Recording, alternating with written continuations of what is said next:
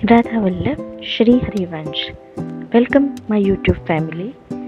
आज देखते हैं कि यमुना महारानी का चुनरी महोत्सव कैसे होता है। ये हम 5 सखियां थी जो वृंदावन धाम गई हुई थी। तो हम लोगों ने मथुरा में विश्राम घाट पे यमुना महारानी को चुनरी अर्पण करने का सोचा। तो वहाँ पे बहुत सारे पंडित जी आपको मिल ही जाते हैं और वहाँ पे बहुत सारी शॉप्स है जहाँ पे साड़ियाँ भी इजीली आपको मिल जाती है आपके बजट के अनुसार। तो हमने 5 सखियों ने अलग अलग 5 साड़ियाँ ली हुई थी। तो ये पंडित जी थे, वही वीडियो हमारा निकाल रहे थे और उनके एक मित्र थे जो हमें पूजा करवा रहे थे। तो ऐसे हमको घाट पर बिठा के पूरा दूध, जल, पुष्प आदि सब लेके हमसे 1 घंटे तक पूरी विधि विधान से पूजा करवाई। और उसके बाद हमने 5 साड़ियाँ जोड़कर उनके कहने के मुताबिक यमुना महारानी में वो अर्पण करी थी। तो एक और ख़ास बात है मथुरा में, अगर आप जानते हैं तो वहाँ पे यमुना महारानी और उनके भाई यमराज, उनका एक मंदिर भी है, घाट के बिल्कुल पास में है। अगर आप जा रहे हैं मथुरा तो ज़रूर जाइएगा। वहाँ पे लिखा हुआ भी है कि अगर भाई बहन की जोड़ी रक्षाबंधन के दिन और भाई दूज के दिन यमुना महारानी में स्नान करके या उनके दर्शन करते हैं तो बहन की कृपा भाई पे हमेशा बनी रहती है, दोनों की जोड़ी सलामत रहती है। तो ये मैंने पहली बार देखा था, सुना बहुत था पर कभी गई नहीं थी। इस बार तो जाना ही था मुझे ये देखने के लिए।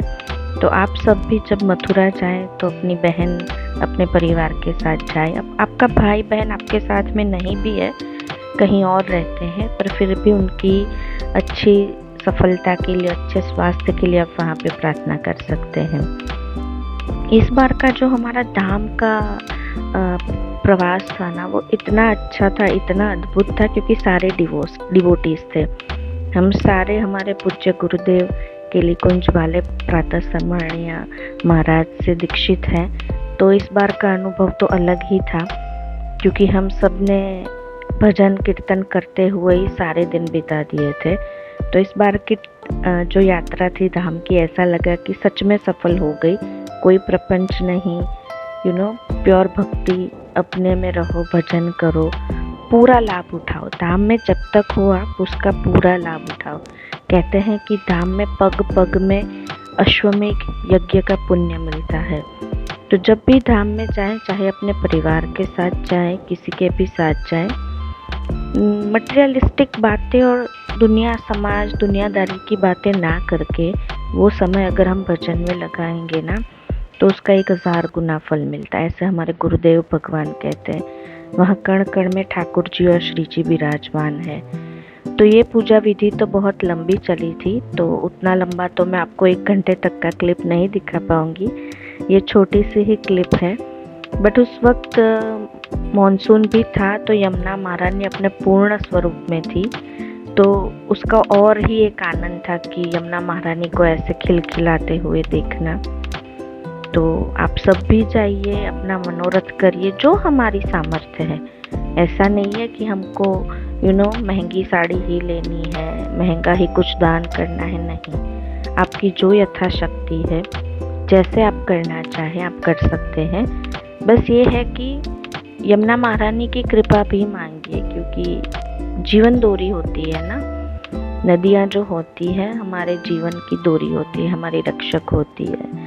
तो उनका तो सम्मान करना ही चाहिए। हमारे पुराणों में भी लिखा है, जैसे गंगा मैया है वैसे ही यहाँ पे यमुना महारानी है, हमारे ठाकुर जी की प्रिय स्वरूप है। तो आप सब भी अगली बार जाएं तो ये मनोरथ करने का प्रयास कीजिए, बहुत आनंद मिलेगा आपको। और वहाँ के पंडित जी बहुत अच्छी तरह से विधि विधान से पूजा करवाते हैं। तो कृपया करके ये लाभ आप लोग ज़रूर लीजिएगा, अपने सपरिवार जाइएगा और ये लाभ लीजिएगा, ताकि आप पर भी और आपके परिवार पर भी यमुना महारानी की कृपा हमेशा बरसती रहे। तो हम यही प्रार्थना करेंगे ठाकुर जी से कि ये कृपा बनाए रखे और हमें सदा ही अपने पास रखे। राधा वल्लभ श्री हरिवंश।